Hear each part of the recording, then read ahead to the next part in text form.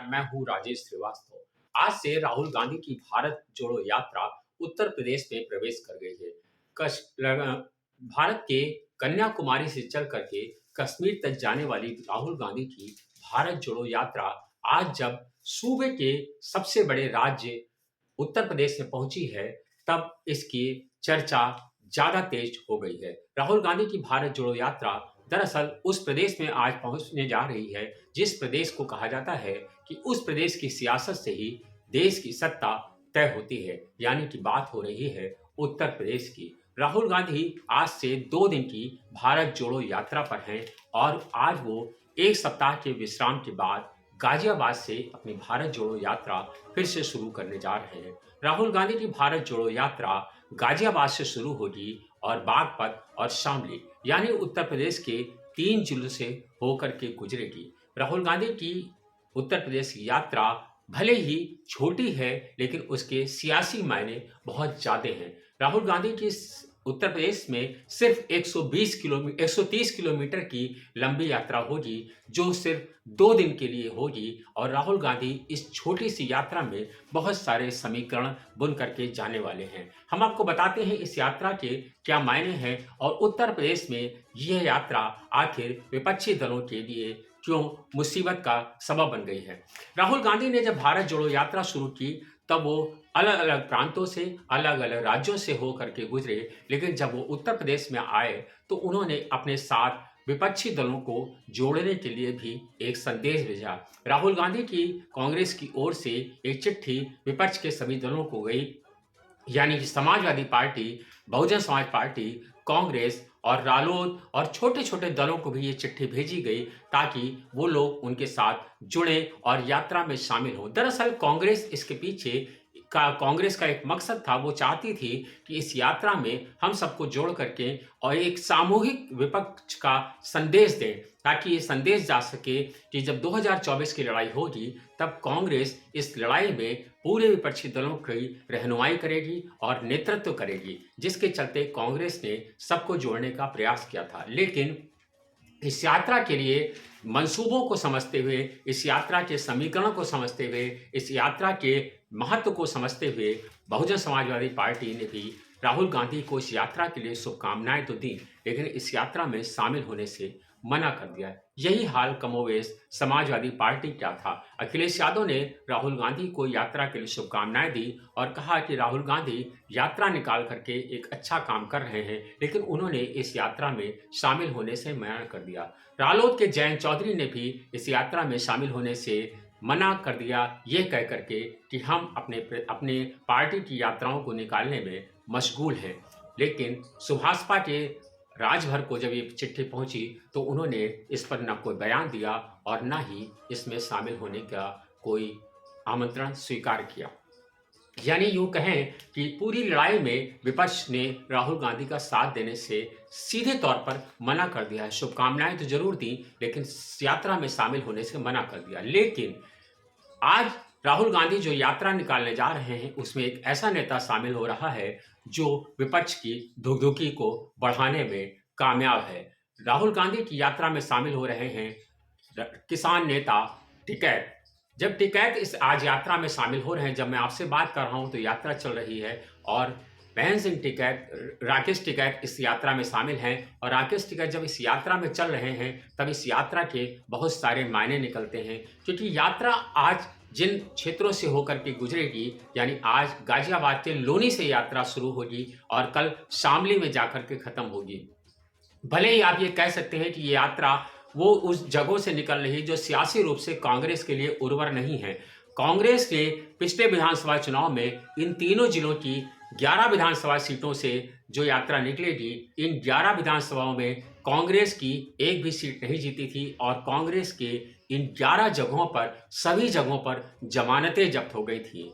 उसके बावजूद कांग्रेस इस यात्रा को लेकर के इन्हीं जिलों से होकर के गुजर रही है। ये यात्रा पश्चिम से निकल रही है, पूरब तक इसका संदेश जाएगा और इस यात्रा में दरअसल वो क्षेत्र हैं जो मुस्लिम और जाट बाहुल्य क्षेत्र हैं और ये यात्रा जिन जगहों से होकर के लेकर निकल रही है, इन दोनों जातियों का यहाँ वर्चस्व है। और कहा जाता है कि अगर जाट और मुस्लिम चाह ले तो करीब उत्तर प्रदेश की 130 सीटें 120 सीटें ऐसी हैं जो प्रभावित करता है और वो अपने दम पर उनको जिता सकता है, हरवा सकता है।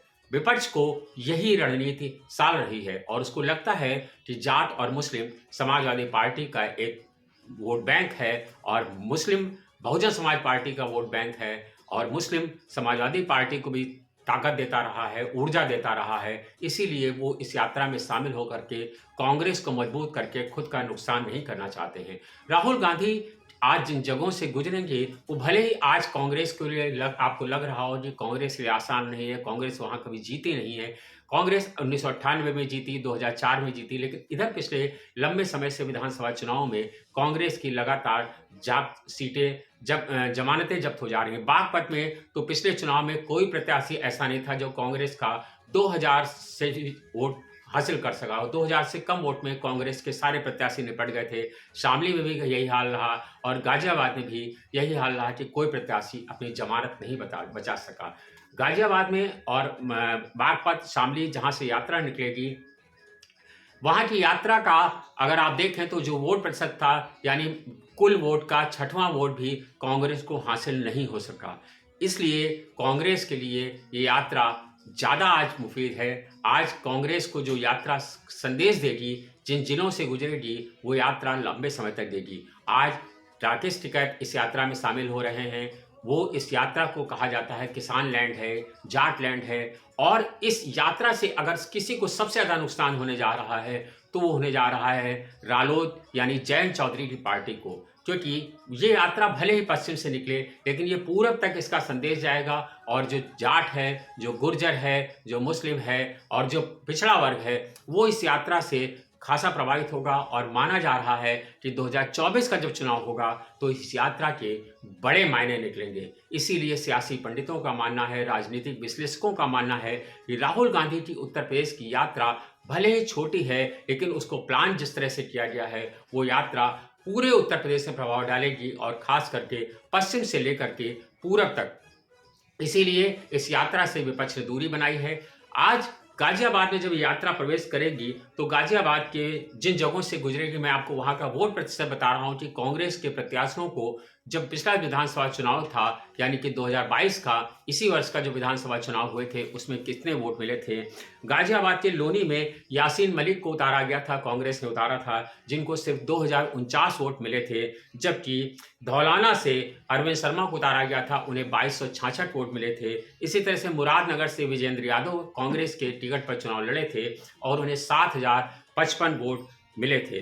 जबकि गाजियाबाद सिटी से सुशांत गोयल कांग्रेस के वोट पर टिकट पर चुनाव लड़े और उन्हें सबसे ज़्यादा 11,818 वोट मिले, हालांकि वह भी अपनी जमानत नहीं बचा सके थे। जबकि साहिबाबाद क्षेत्र ऐसा है जो कहा जाता है कि इस क्षेत्रों से प्रभावित है, मुस्लिम बाहुल है, वहाँ भी कांग्रेस को 10,273 वोट सीट मिले थे। सभी के सभी सीटों पर कांग्रेस की जमानतें जब्त हो गई थी। जबकि बागपत में किसी ने 2000 से भी पाने की ताकत नहीं दिखा पाया था कांग्रेस का प्रत्याशी। कांग्रेस ने बागपत सदर से अनिल को उतारा था, जिन्हें 1229 वोट मिले थे। जबकि बड़ौद से राहुल कुमार को 1849 वोट मिले थे। छपरौली से यूनुस को 1239 वोट मिले थे। जबकि यात्रा आज जिस तीसरे प्रदेश से गुजरेगी, बात वहाँ शामली की हो रही है। शामली सदर से अयूब ने चुनाव लड़ा था और उन्हें 780 वोटों से ही संतोष करना पड़ा था। जबकि थाना भवन शामली की जो सीट है वो उससे सत्यसन भुरियन लड़े थे और उन्हें 793 वोट हासिल हुए थे। जबकि कैराना जिसे कहा जाता है कि वहाँ पर हिंदू अल्पसंख्यकों का वहाँ अल्पसंख्यक है और उसे वहाँ से पलायन करना पड़ा था, जिसे योगी आदित्यनाथ ने मुद्दा बनाया था और उसे वहाँ पर कांग्रेस के अखिलाफ को सिर्फ 1522 वोटों से चुनाव जीएम में वोट हासिल हुए थे, जिससे उन्हें संतोष करना पड़ा था।